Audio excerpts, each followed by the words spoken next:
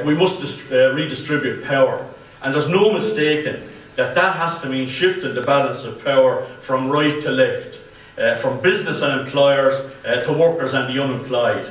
And don't be fooled by any, Ireland being a small country and the wealth is not in Ireland to introduce and impose a wealth tax. This is a very wealthy country.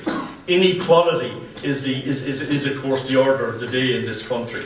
And the solidarity that's shown on the other side by the right wing, by the establishment, by the bosses and by the government, it's absolutely rock solid when you're up against it. We were up against it in the ESB dispute last year about the pensions, and they just wanted to write off the defined benefit pension that workers in the ESB have and built up over the years in the ESB. They wanted to write that off to become a defined contribution. So you don't know what pension you get at the end of the day. Those of you that that have been at meetings about pension, you know what I'm describing. So that just writes off what you could look forward to as your entitlement under. You won't be a millionaire, but under a decent pension that could keep you in a decent standard of living. We stood up to that.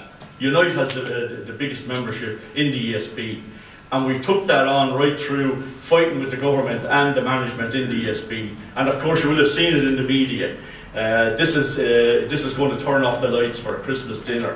This is going to unplug life support machines in hospitals. All lies. And then of course the personal attack, personalised around the person who was representing the unions there, Brendan Ogan. So make him into a devil, and depict him as the enemy. For all that, and rock solid support on the other side of the argument. And anybody that was at events last year about the 1913 lockout, that's what came out really strong when you looked at what happened in 1913. And all of that started in 1907 with the Belfast Dock strike led by Jim Larkin, and then right up to 1913 in Dublin, when workers, just for joining their union, were locked out.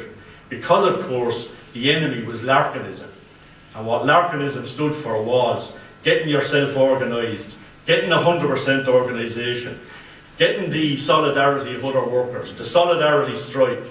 Also the blacking of any goods that were produced by scab labour, blackleg labour. That was the language of Larkinism, and that they had to be blacked when workers were in struggle. The bosses understood that was what they wanted to smash, and they set out to smash it and showed their solidarity right through that. But the fact that we're here today, that at least we have workers' organisation, means they didn't succeed in smashing what they tried to smash in those years. Now, there's been decades of partnership during the Tiger years, which was really the union leadership getting into holding down wages. And that's the role they played during the so-called Tiger years and the Tiger economy. Now the leadership of the movement doesn't cover itself in glory. They brought us out onto the streets, which was the right thing to do. We had a massive demonstration in Dublin. People came from every part of Ireland onto that march, a massive demonstration. And the obvious next step was a general strike, at least a 24-hour strike where we stopped everything. But no, they stood back, went back and didn't deliver what we needed. And we were calling for the sort of strikes that were needed at that time. And that's why Ruth is referring to the lack of fight back. The lack of fight back doesn't exist within the working class here. The leadership is what's lacking of what needs to be done.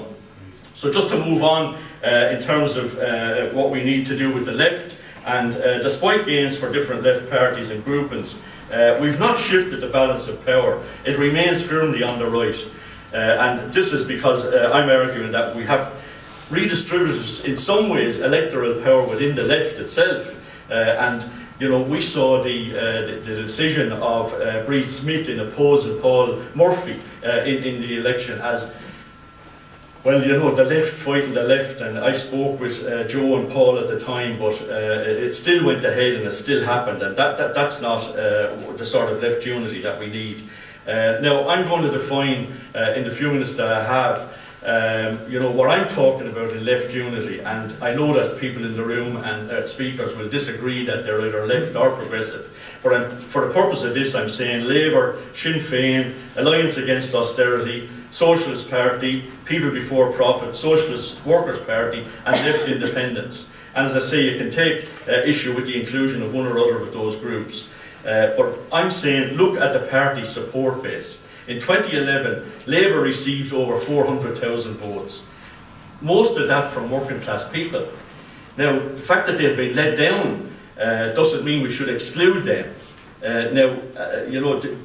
More importantly, are they going to just drift away? Are they going to stay away from an election the next time out? Or are they going to move further left or move and abandon the fact that they lost faith in the Labour Party? So I'm arguing that we look at what unites us. And really what unites us, I think, is a much bigger list than what divides us. Of course we have to argue on principle. It can't be a big fuzzy, mushy, romanticised version of events. It has to be built on principles and built on what will, I think, bring us together. We can have disagreements and they'll be heated. But I would argue that we don't leave it get to the extent of sectarianism in trying to build a progressive coalition. After the recent local elections, Fianna Fáil is the largest party at local government level, followed closely by Fine Gael. Among the groups that I'm arguing about, Sinn Féin is the largest party with 15%, followed by Labour. And while independents done well, there was a higher level of right independents elected than left independents. So we need to analyse exactly where it's at and what exactly are the gains and what exactly do we need to do for the future. Those that I'm saying can be identified as some way progressive gained 27% of the first preference vote. That's not, massive in the sense of what we need to shift. After the recent European elections, Fianna Fáil and Fine Gael remained the largest parties, even though there was shifts in one direction or the other. The fragmentation of the vote among independents of all political shades also suggests a significant portion of the anti-government vote may return to Fianna Fáil or Fine Gael. So really these type of meetings are vital, that we challenge each other on what is the way forward. These sort of meetings should be held across the country, in other towns and cities, to have this argument and confront exactly what we need to do in the future.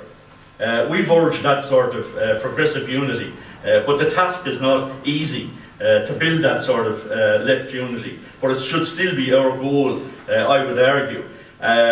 We can start by coalescing around particular issues. The water charges can give us an opportunity over the coming period to get that sort of alliance against austerity, alliance against water charges, and build what we need to build there.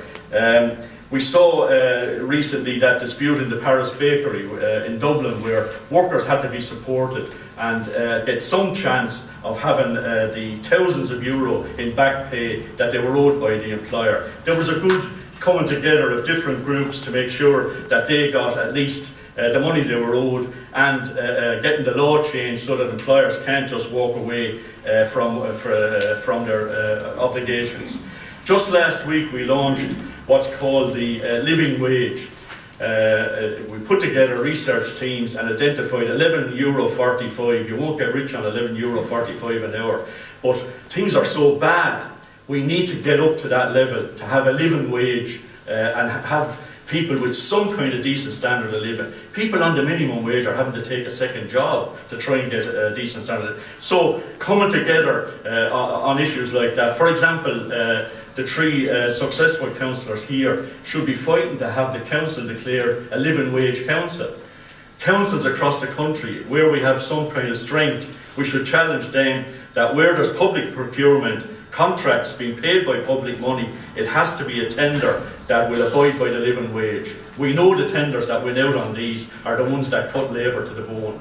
The price of cement or the price of whatever the materials that will be the same. So they cut labour. So we should be arguing that the living wage is what we want to declare on behalf of councils. So there's just some examples of the sort of way we can build ourselves together.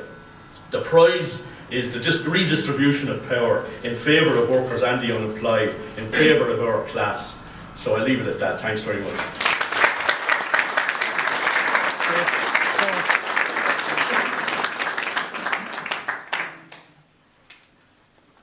Thanks, Jimmy Kelly, for that. Next speaker.